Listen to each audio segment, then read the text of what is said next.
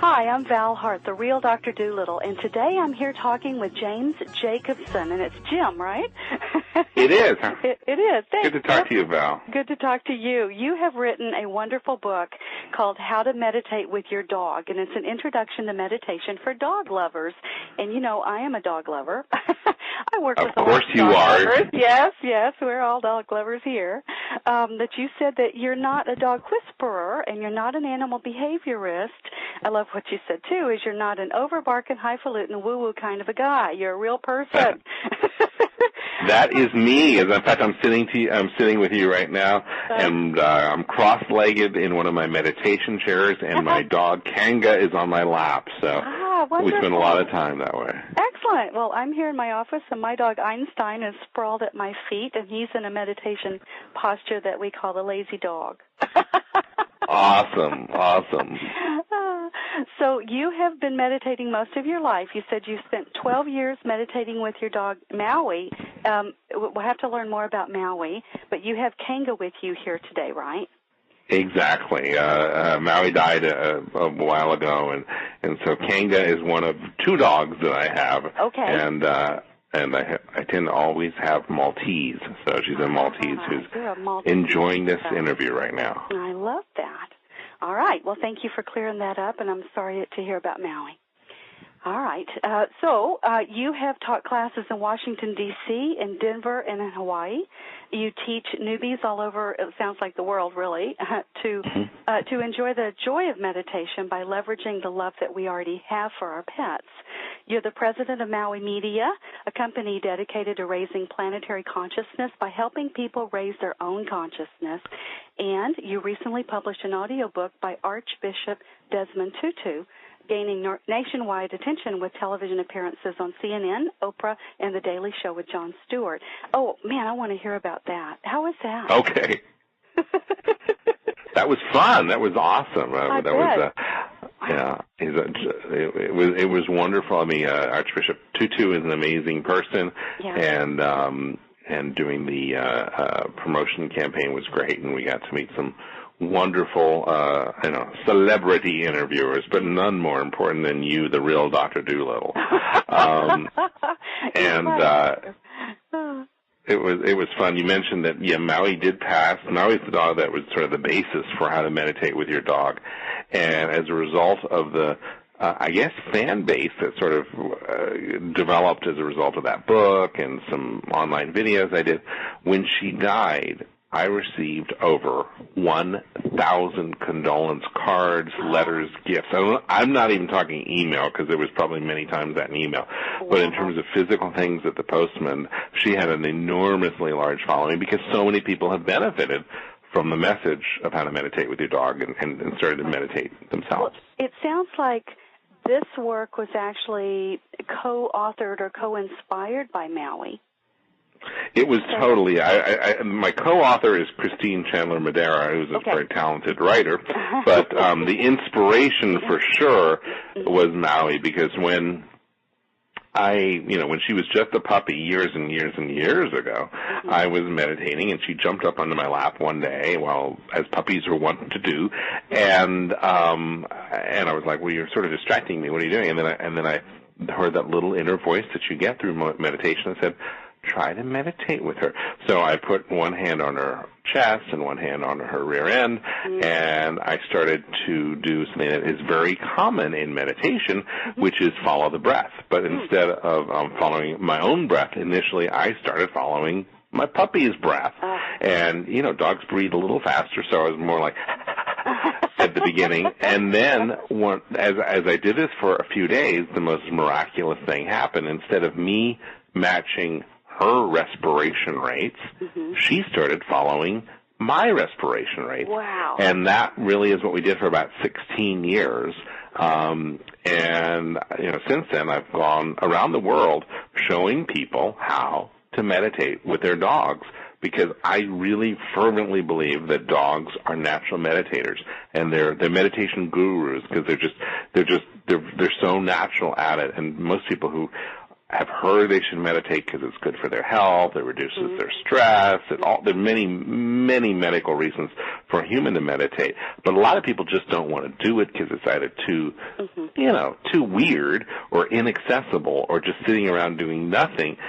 But they will do things for their dog, and so people will do things for their dog that they would never do for themselves, including meditation. Right. So this has been a really powerful journey of introducing people to this, and obviously it's something that I continue with my dogs today. I love that, and I just have a quick question that popped up for me, which is we're not just meditating with dogs. I think when we meditate in the way that you're going to teach us, in the way that you describe in your book, how to meditate with your dog, we can use that to apply it to all of our animals. Don't you think? Absolutely. In fact, I have a sequel that has not yet been published. It's been written but hasn't yet been published, called How to Meditate with Your Cat. Excellent. And I got to say, there's a different approach with cats than there is with dogs. People say, what you do, just go in and do a search and replace for dog and cat. No, it's a very different approach. But animals get it. They're so tied into the rhythm of things that if we can just open our hearts enough to listen to them, we can get that ourselves. And that's exactly what this book is all about. I love that. I know my cat and I used to meditate together. I'd lay on the bed with her, and I did the same thing with the follow the breathing. And she actually she wanted to teach me how to purr.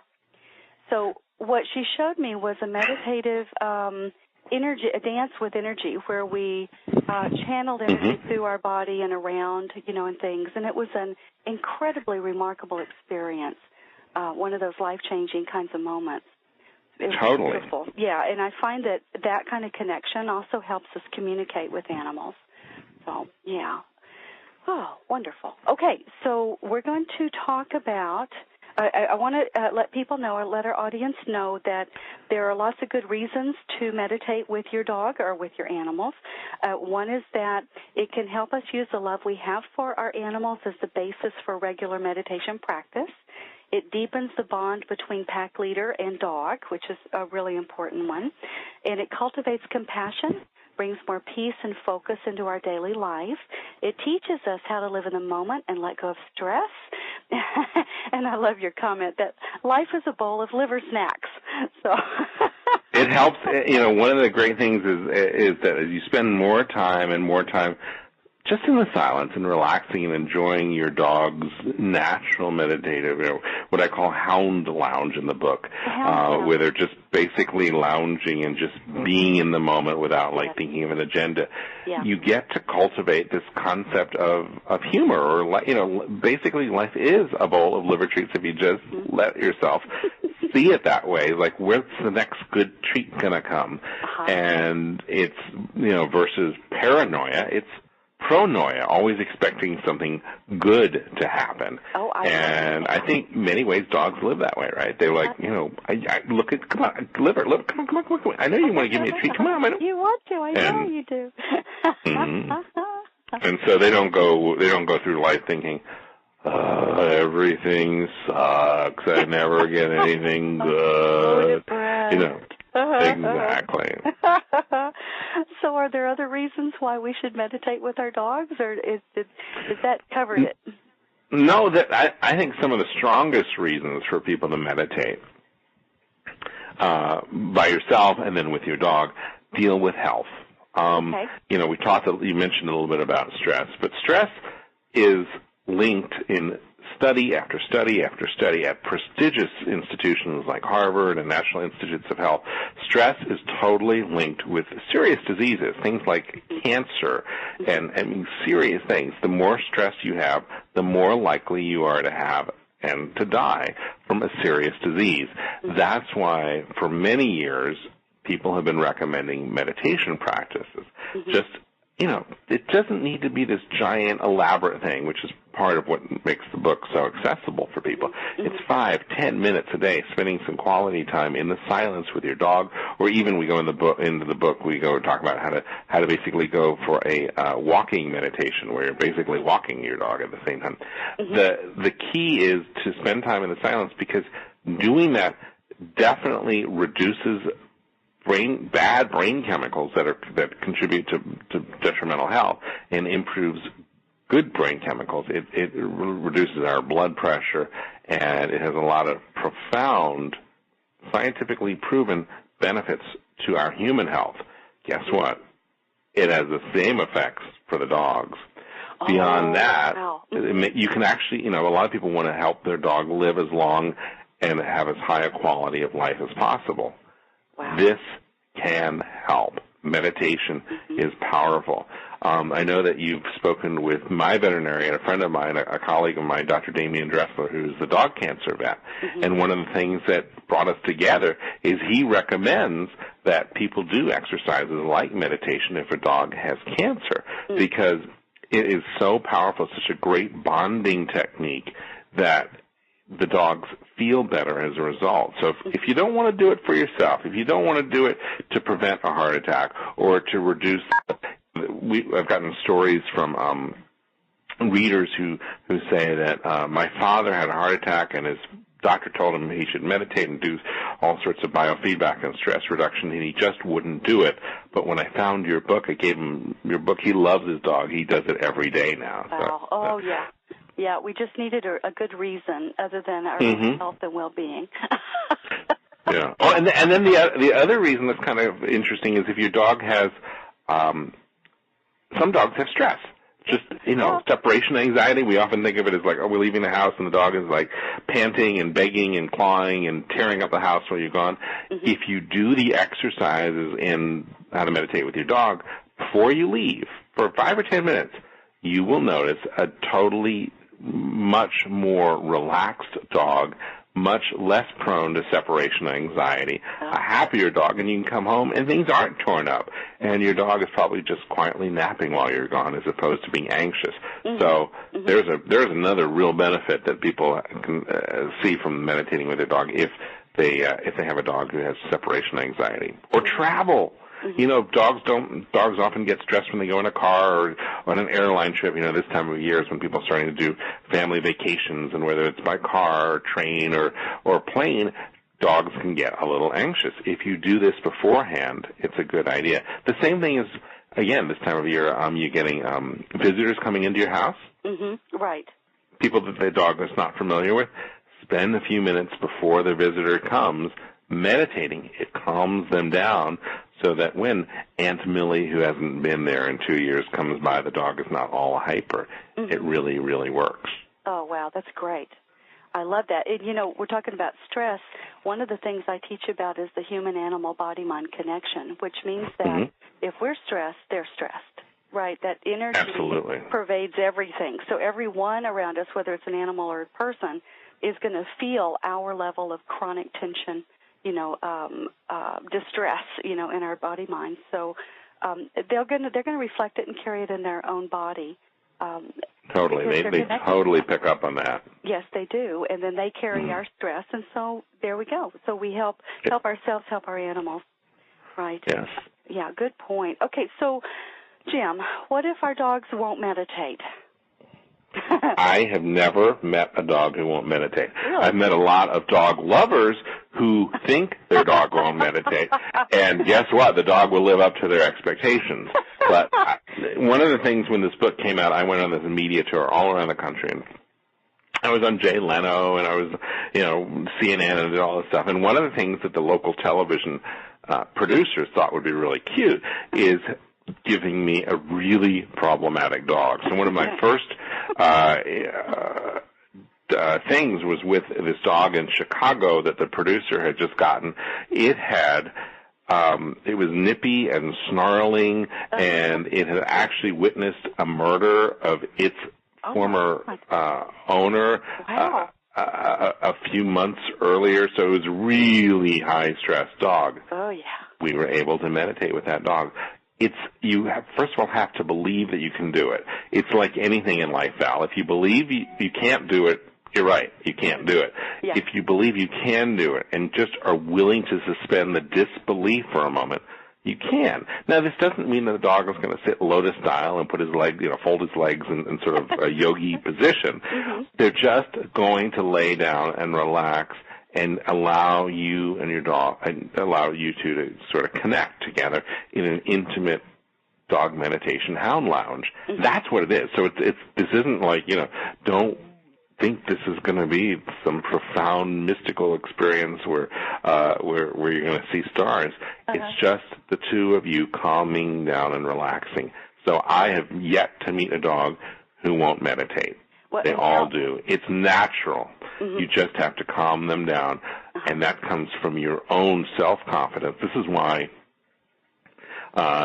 Cesar Millan and I are often compared, and they often, like, for example, when CNN did a thing, they had me on and then had Cesar on, because we have a similar focus on this, is that you have to be the alpha dog. You have to set the stage and believe in the fact that you can meditate with your dog, and then just do it, and it works. Right. And now I know what to tell people who tell me that.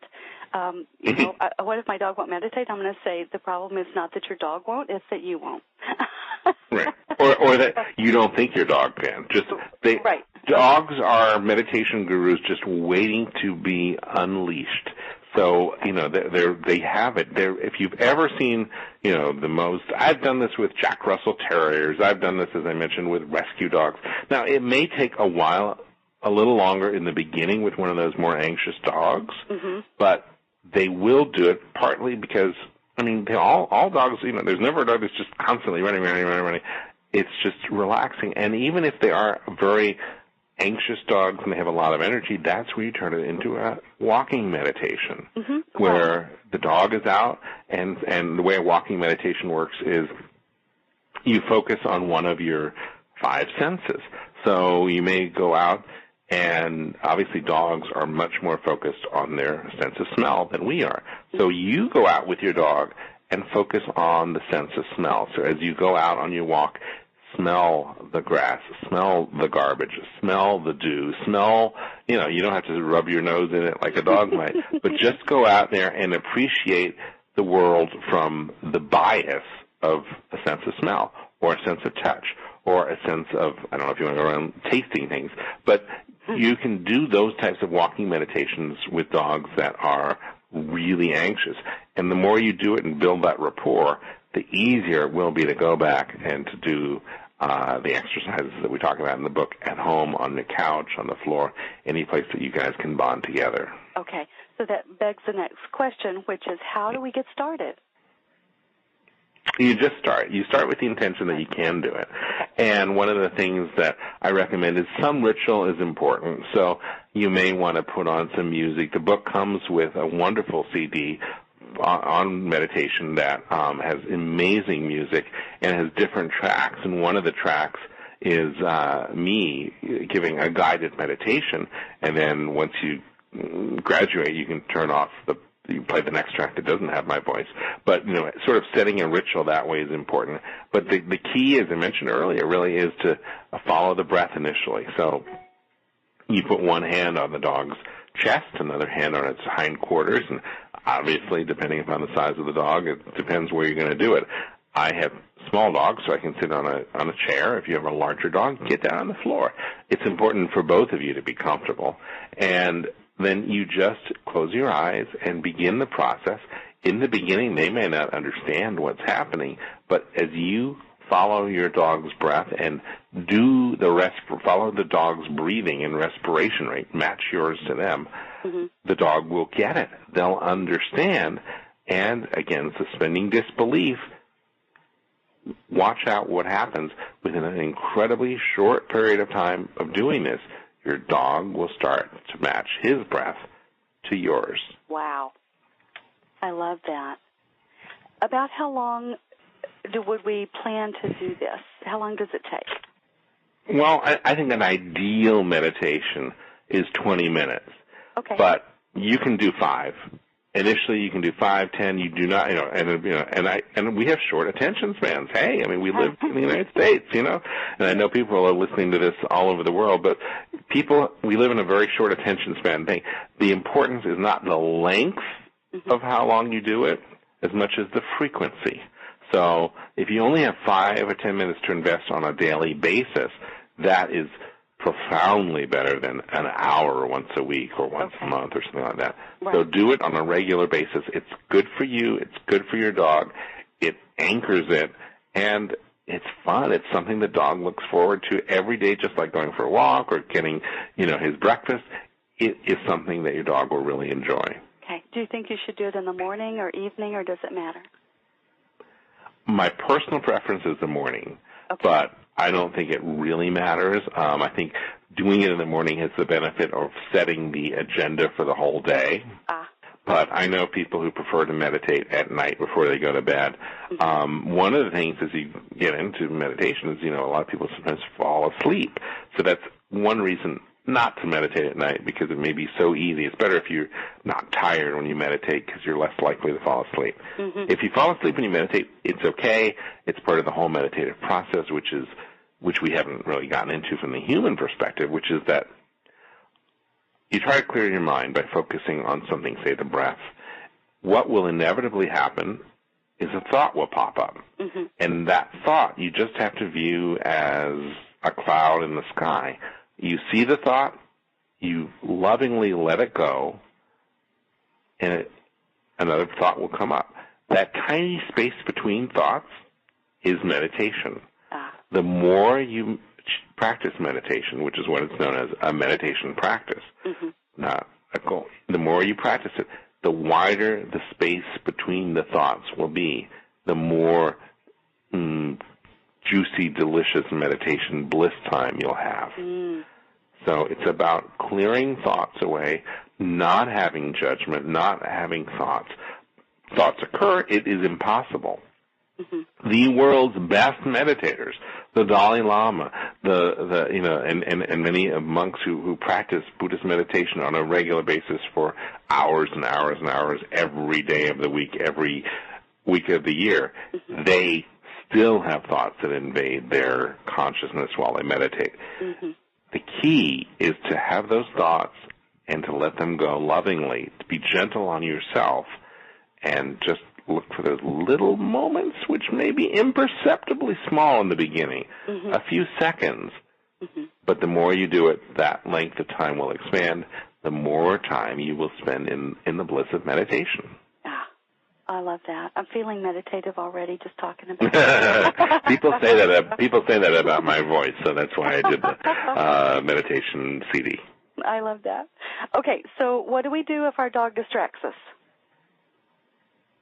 If the dog is distracting, you go back to the meditation itself, and basically, this is where some dog training techniques come in handy. Okay. If you're trying to get your dog to sit and it gets up, you just put its butt down a little bit. You want to be firm but loving, and if they tend to do it a lot, it's okay, let them go. We'll do it tomorrow. You continue to meditate, because if you just stay there and meditate by yourself, mm-hmm. and you're sitting on the floor, mm-hmm. and you're peaceful, and you're emanating this love that just basically pours out of you when you're just focusing on your breath and just in the meditation bliss, that will attract your dog back to your side, and your dog will sit down and maybe, want a belly rub or want to be close to you, because mm-hmm. dogs consider that magnetic energy. They want to be near that. It is. So just let it go, and it's the old adage, let it go. If you love something, let it go, and if it comes back, it's meant to be. Your dog will be attracted to your meditation. Mm-hmm. Mm-hmm. I love it. Okay. So what if you have more than one dog? What if you got a bunch of dogs? Do you need to do this for every dog, or can you do like a group meditation? You can do a group of meditation. What I have found, though, in the beginning, it could be a little difficult because it's sort of hard to corral a whole bunch of dogs with different agendas. So, like I mentioned, I have two dogs. One dog is more of a meditating dog, and I meditate with both of them. Mm-hmm. But what you will find is that people don't like to admit this. I love all my dogs equally, but you'll find that there's one dog that you have a deeper connection with, a deeper resonance with. Okay. That is the dog that you should initially begin meditating with. And again, here's what's going to happen. You start meditating with, in this case, Kanga. Mm-hmm. Rue, my other dog, comes over and wants to be a part of the action because she wants that juiciness, and she'll calm down and just relax in the moment. Uh-huh. So it's a beautiful thing. Wow. I love that. So Kanga and Rue, huh? Kanga and Rue, yes. That's a great. Rue is a rescue dog, but we renamed her from. She was a young puppy when we got her, but mm-hmm. we renamed her, so we have a Kanga and a Rue. That's great. And they both have ancestors from Australia, so it's appropriate. Ah, well, there you go. Okay, I'm assuming they're not marsupial dogs. No. But we live in Hawaii. And in order to get Maltese, a lot of them have parents who come from Australia. Yeah, I love that. Okay, so the dog's hyper. How do you get her to sit still? You just, like you said earlier, you just do the training and stay firm and stay calm and in the moment, and let her go if she gets a little too much, and then just stay focused. Absolutely. And she'll come back. My experience is that they generally will come back. And just do it again tomorrow at the same time. Try to meditate at the same time every day if it's at all possible. Okay. Is there a reason for that? A routine. It's dogs like routine. Okay. So they don't like, they do like variety of some things, but they tend to like, this is when we go for a walk, this is when I get my meal, right. This is when we meditate. They tend to like that. And it's probably good for us as well. Yeah, they like stability, I know.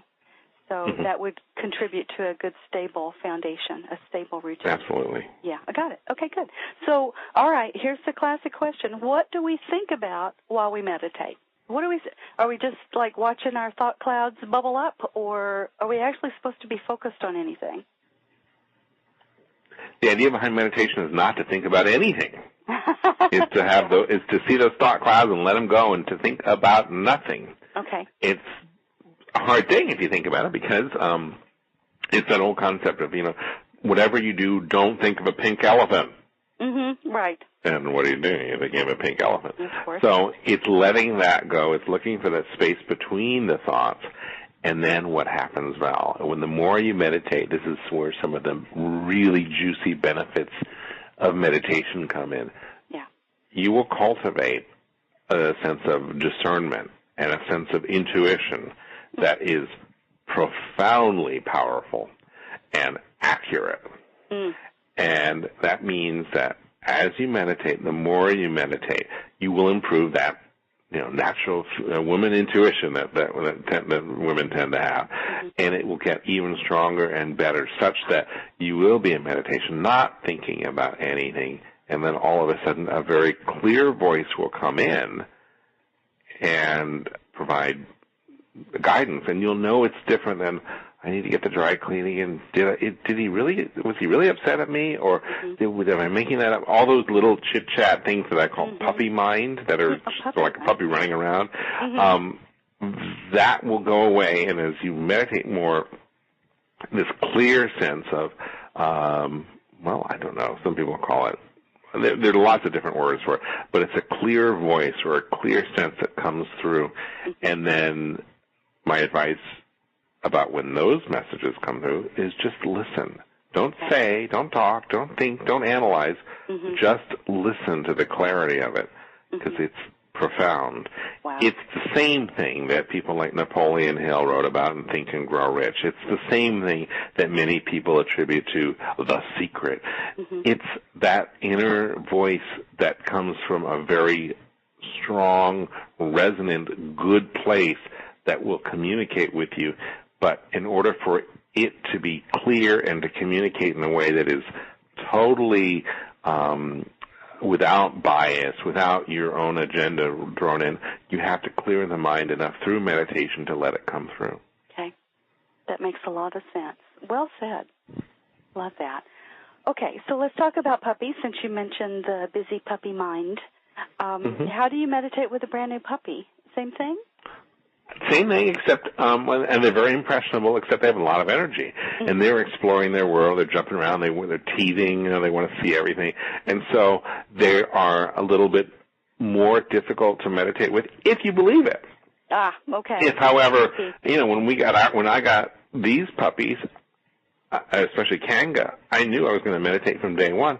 And she did it because I set the intention.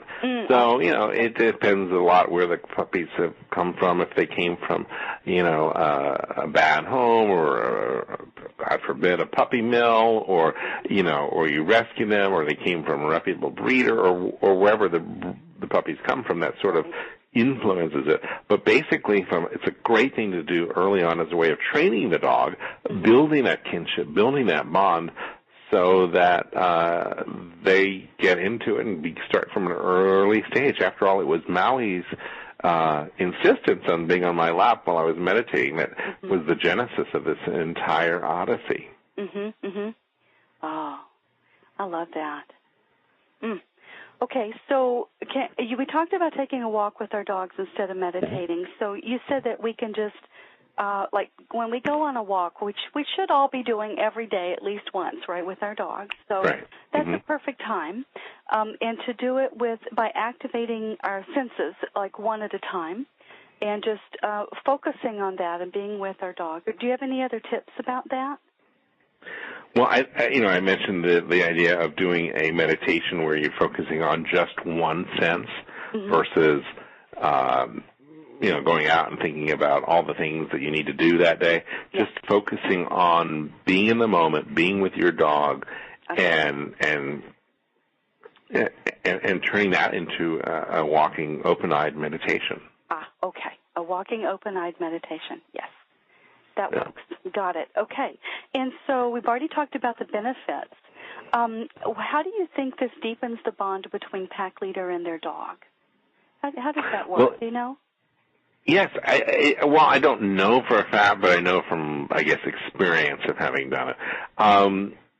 They, because they may have been a little skittish about this in the beginning, and then they see, hey, this is a fun, cool activity to do together, they give you the credit. They see you in their eyes as being the person who says, hey, it's meditation time, just like, hey, it's time to go for a walk. So they're really seeing you in that role as pack leader.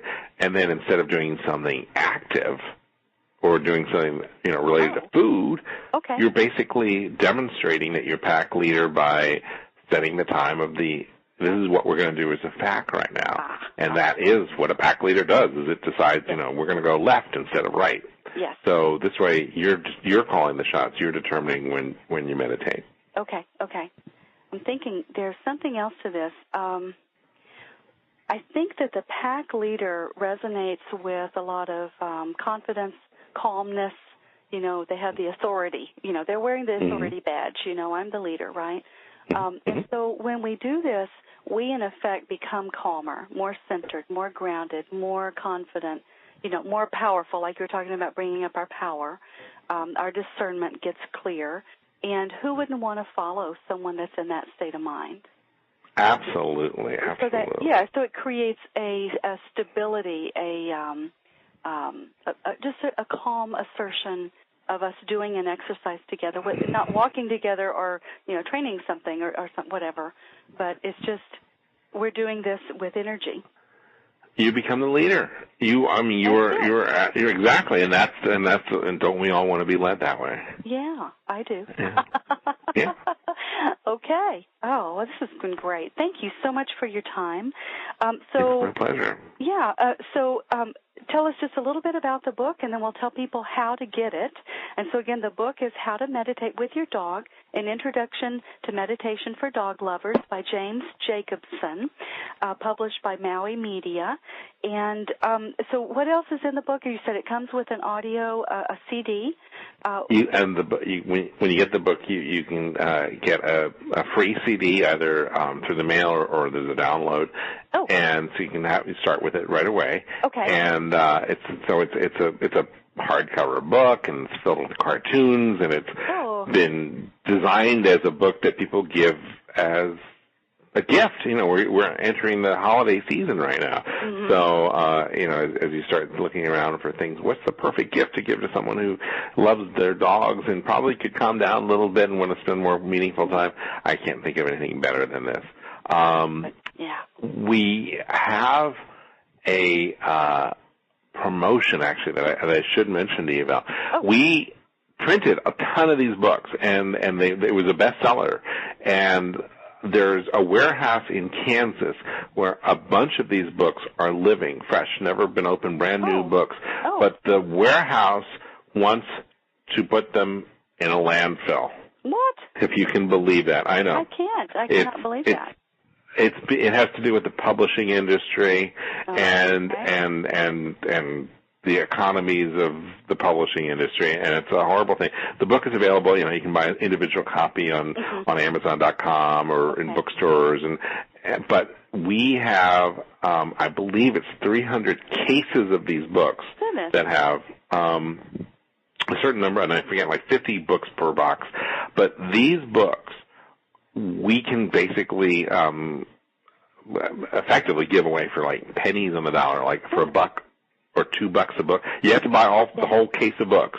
Okay. And what people have been doing is using those books for nonprofit groups. We've had animal shelters around the United States pick them up. We've had people buy them as a donation to their animal shelter that the animal shelter then sells for the full $17 price of the book, or gives them away whenever you get a new dog. I had someone recently contact us and said, I'm just giving this to everyone in my who goes to my dog park.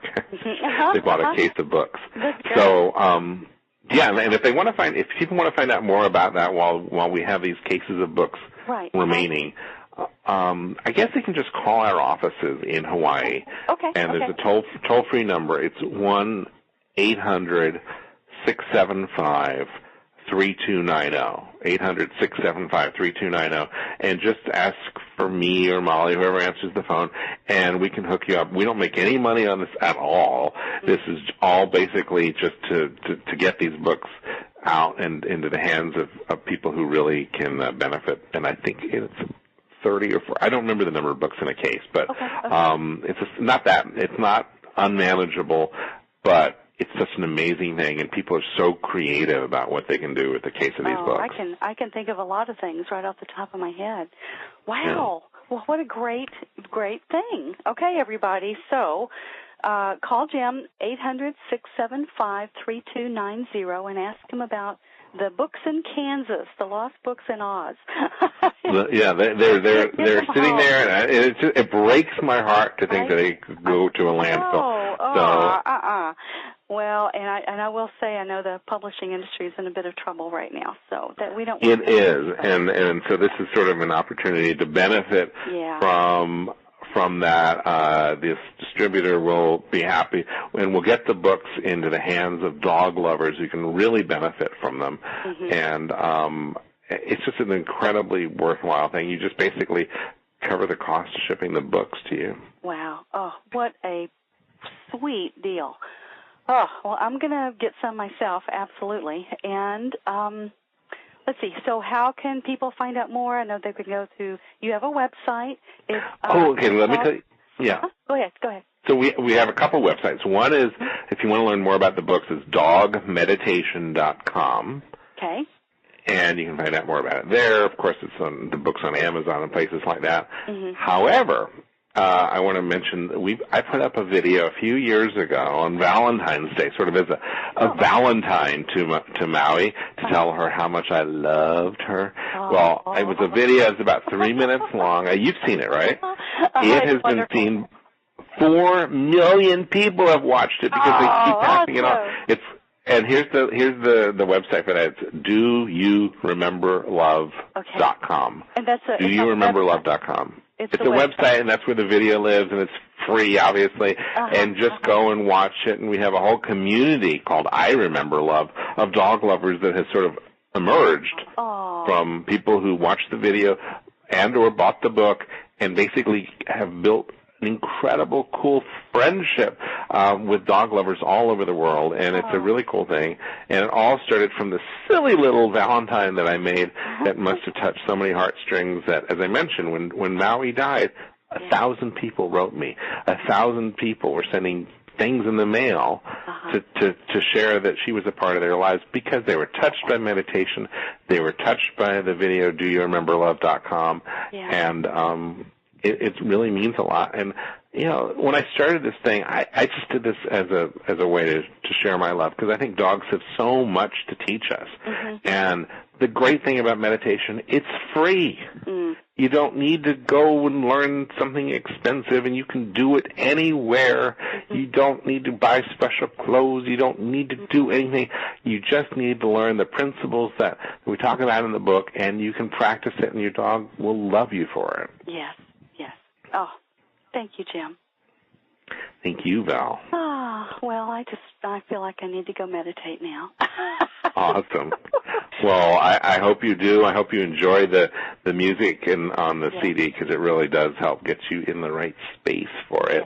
But it's such an amazing thing, and I got to say that when Maui was sick, the ability for us to meditate together was so sweet. It was the best gift I could have ever given or received, to be able to spend beautiful time in a moment. And it's just the greatest thing you can do for your dog. And for yourself. Well, and for the world we live in. Yeah. I believe if everyone meditated for a few minutes a day, the world would be a profoundly different place than it is. Profound. You're right. Absolutely profound. All right. Well, thank you. Thank you so much. Thank you, Val. Okay. It's been a pleasure. Yeah. I'll hope to talk to you again. Thanks, Jim. You're welcome.